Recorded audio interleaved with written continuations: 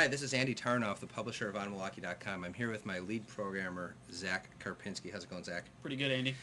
So yesterday I wrote a blog about how we are in perpetual beta, and what that means is we're doing redesigns to our redesign every day, and we have some new features for the summer to talk about.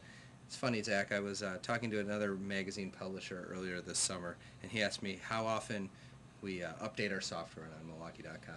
I just started laughing. Well, yeah, because we're constantly updating it, and that's pretty. I mean, that's one of the things that I do here, and every day Andy and I are talking about ways to change the site and make it better and make it easier to use. Yeah, so we'll just start with something we worked on this week, which is two alternative views for the stories. What you might be used to is what we're calling the compact view. And that breaks down our lead stories at the top, our newest blogs, briefs in this middle section that scroll through the most recent 25 articles or blogs and briefs on the site. And then below that, a chronological listing of recent articles on OnMilwaukee.com. This week, we unveiled what we're calling the list view. And that basically doesn't segregate between blogs, briefs, and scoops. It just shows you the most recent 15 pieces of content on OnMilwaukee.com. You can toggle back and forth between the two views, and it remembers your settings for up to a year. Another feature we've been working on, we've finished working on, was a smarter search. And the way that works is it takes, well, it does predictive typing basically. So if you type in our search box, which is on the top right of every single page, you start typing in a word, like Summerfest, it'll show you all of the content we have based on the keywords. These are words that are in the stories that automatically goes through every single piece of content that we've ever put in our system, and it indexes each one of those words. So it's only picking from words that are actually on the site. So as you're typing, you should be getting results that actually represent something that will give you documents or businesses or whatever from our system. Another section we've enhanced in the last couple months is our movie section. To make better use of rich media, trailers, photos, and reviews, and give it kind of that Web 2.0 feel. Zach, I know you spend a lot of time on this one. Yeah, we worked for probably at least a month on this. At least, I think. What we did is we brought in some new information, like we've got better reviews. These critic reviews come from Hollywood.com. We've also changed the way that our internal review system works. The old system, you probably don't remember it, but the new one is based on our TalkBack system, so it have a very familiar interface. It allows you to rate the movie right in your TalkBack, so as you see here. Look at that picture of you, Zach. I think I might have taken that picture. So this is the interface for our new movie review system. You get to select your rating of the movie and put in your screen name, or you can skip that and it'll just use your default username. And then also enter a review, and when you save it, it gets added to the system just like any other TalkBack. We also have better video trailers, which are using Flash, which is a little bit more streaming, and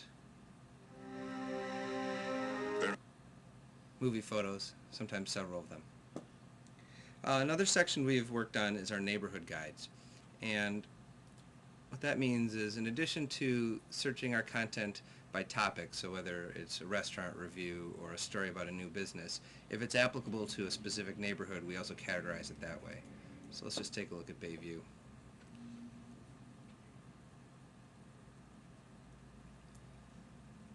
Now it charts our business listings on a Google map, and it sorts chronologically all of the content we've written about that neighborhood. It's just another way to really get hyper local on OnMilwaukee.com. It also shows upcoming events by neighborhood.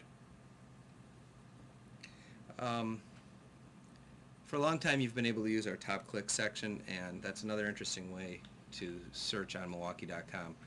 We've added to that by adding two new tabs, which are top searches and most talkbacks.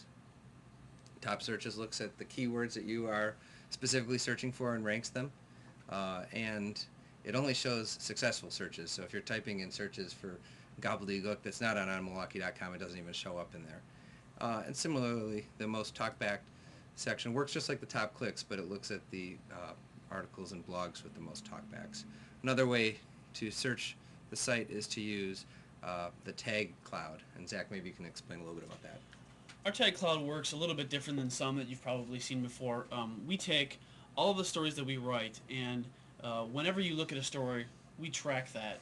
We use the register of a click to create things like the top clicks and the most talkbacks and things like that. With the popular tags, we look at all of that data and we determine what stories you're looking at that are most popular.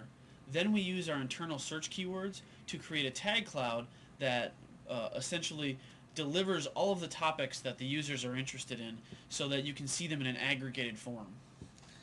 And then you can see those same those same tags within the story itself. That's what we're writing about Ryan Braun these days. Quite a bit, actually. We've improved the readers' blogs, which is a popular way for our readers to post their own content. We've given them a lot of the same tools that we use. So now readers' bloggers can post photos. They can use the tags and the tag clouds just like we use. And they also have their own top clicks. So you can see how popular they are. In the articles themselves, we have added a lightbox feature. And let's take a look at Judy's blog about Germany. All you have to do is when you click on a story, you see an expanded, larger version of it. It's just another way to kind of let our photography breathe a little bit. We've also built a mobile version of OnMilwaukee.com that works great on PDAs, smartphones, and iPhones. The screencast isn't going to give it justice, but if you check it out at mobile.onmilwaukee.com, you'll see, and of course it doesn't look the same in the browser, but you'll see that it has the same content that we have on onmilwaukee.com, including the navigation and business listings and search. It's really fast. It has photos. Again, this looks great on a phone, not so great on a browser, but it's a great way to search on Milwaukee or use onmilwaukee.com on the road. We've also built in some new sharing tools, following along with the social media trends. So anytime you're in an article, you can just mouse over this link and you can choose from Dig and Delicious and Facebook and email to friends. And along those lines, we're also incorporating Twitter into onmilwaukee.com. And if you don't know what Twitter is, this screencast probably won't help, but in a nutshell. A quick description of Twitter is a way that you can update people about what you're doing. We actually use a feature of Twitter that allows us to publish our recent story updates to Twitter. So our username for Twitter is onmilwaukee, and I don't know if you can see it here, but I'm going to click on my Twitter icon. You can see here one of the first entries is from onmilwaukee.com. So basically recent stories get pushed out to Twitter, and you can follow our feed at Twitter. It's just onmilwaukee. One of the neat things about having Twitter is you get to talk to your friends or tell people what you're doing, and we're using this, and this is just the first way we're going to integrate Twitter so that you can stay up to date with what we're doing and what other people are doing in Milwaukee. And then finally, we'd be remiss if we didn't talk about two content projects fresh for the summer. We have our Summerfest guide, which is pretty timely since Summerfest starts tomorrow. And in addition to the 57 stories we have queued up for Summerfest, we're also reviewing all the Marcus Amphitheater shows and dozens of side stage shows to give you the best Summerfest coverage in town.